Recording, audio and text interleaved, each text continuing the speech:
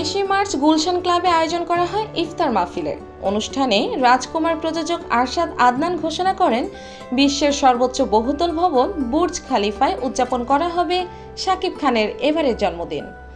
সবাইকে চমক দিয়ে শাকিবের ফেসবুকে প্রকাশ করা হয়েছে রাজকুমারের ফার্স্ট লুক। পোস্টারে দেখা যাচ্ছে শাকিব আনমনে তাকিয়ে আছেন। সেখানে স্থান পেয়েছে আমেরিকার স্ট্যাচু অব লিবার্টি। আগেই ধারণা করা হচ্ছিল ডালিউড কিং এর জন্মদিন এবার খুব জমকালো হবে, তেমনটাই জানা গেল। শাকিবের জন্মদিন 28 মার্চ আসছে রাজকুমার চমক। আর প্রথমবারের মতো বাংলাদেশি কোনো সিনেমা দেখা যাবে বিশ্বের সবচেয়ে উঁচু ভবনে।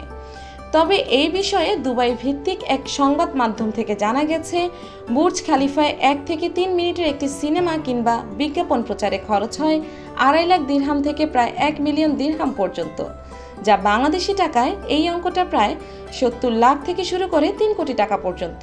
উল্লেখ্য, গত বছরের ডিসেম্বরে রাজকুমার সিনেমার শুটিং শুরু হয়। আরশাদ আদনান প্রযোজিত রাজকুমার সিনেমাটির পরিচালনা করেছেন হিমেল আশরাফ। ঈদে মুক্তি পাবে বিগ বাজেটের এই সিনেমাটি। এতে শাকিবের বিপরীতে অভিনয় করেছেন মার্কিন অভিনেত্রী কর্টনি কফি।